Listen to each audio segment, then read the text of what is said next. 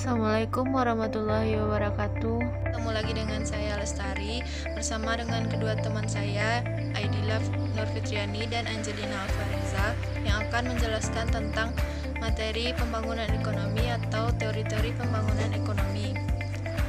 Pertama-tama kita akan masuk ke dalam pengertian pembangunan ekonomi. Pembangunan ekonomi yaitu suatu proses kenaikan pendapatan total dan pendapatan per kapita dengan memperhitungkan adanya pertambahan penduduk dan disertai dengan perubahan fundamental dalam struktur ekonomi suatu negara dan pemerataan pendapatan bagi produk penduduk suatu negara. Selanjutnya, kita akan masuk kepada contoh pembangunan. 1. Membeli produk dalam negeri dan meningkatkan produk dalam negeri agar tidak kalah saing dengan produk asing. 2. Tidak boleh berpengaruh dengan budaya asing yang negatif seperti budaya minum-minuman keras dan lain-lain. Ketiga, pembangunan yang bersifat jangka panjang seperti menargetkan pembangunan jalan atau bangunan lain selama 10 tahun atau 5 tahun. Bacaan teori pembangunan ekonomi menurut beberapa ahli.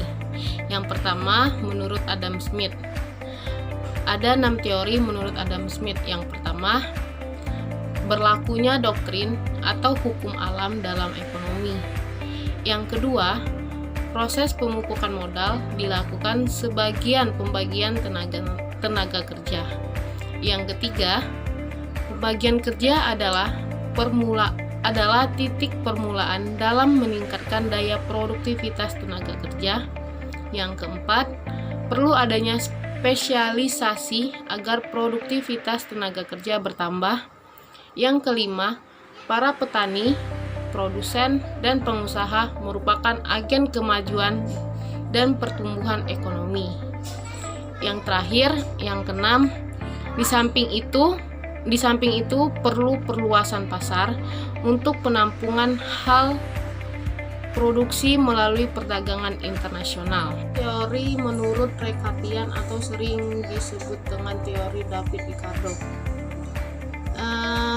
Menurut David Ricardo, di dalam masyarakat ekonomi ada 3 golongan masyarakat, yaitu yang pertama golongan kapital, yang kedua golongan buruh, yang ketiga golongan tuan tanah. Sekarang kita bahas yang pertama, golongan kapital. Golongan kapital adalah golongan yang memimpin produksi dan memegang peran yang penting karena mereka selalu mencari keuntungan dan menginvestasikan kembali pendapatannya dalam bentuk akumulasi kapitalis yang mengakibatkan naiknya pendapatan nasional. Yang kedua, golongan buruh merupakan golongan yang terbesar dalam masyarakat namun sangat tergantung pada kapital.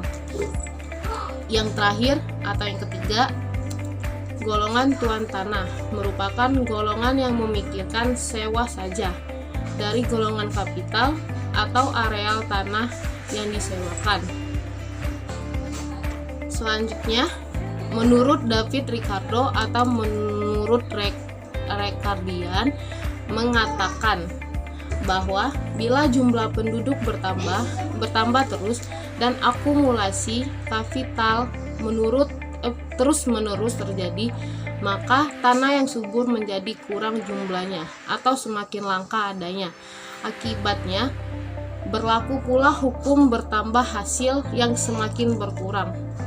Di samping itu juga ada persaingan di antara kapitalis itu sendiri dalam mengelola tanah yang semakin kurang kesuburannya dan akibatnya keuntungan mereka semakin menurun hingga pada tingkat keuntungan yang normal saja. Selanjutnya kita akan membahas tentang teori perkembangan klasik. Nah, teori ini muncul pada abad ke-18 dan permulaan abad ke-19 yaitu pada masa revolusi industri. Pada masa itu, sistem liberal sedang merajalela dan menurut teori ini, pertumbuhan ekonomi liberal itu disebabkan oleh adanya pacuan antara kemajuan teknologi dan perkembangan jumlah penduduk. Next, teori Marxis. Ada 3 hal yang disumbangkan oleh Karl Marx dalam teori pembangunan nasional, yaitu dalam arti luas memberikan tafsiran sejarah dari sudut ekonomi.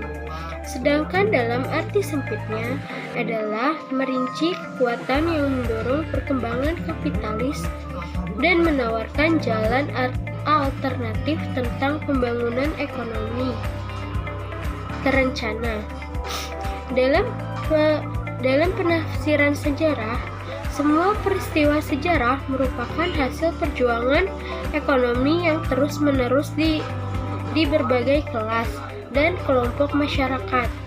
Dalam perkembangan kapitalis, karena produksi tunduk pada perubahan, maka kekuatan produksi bertentangan dengan struktur kelas masyarakat akan terjadi revolusi.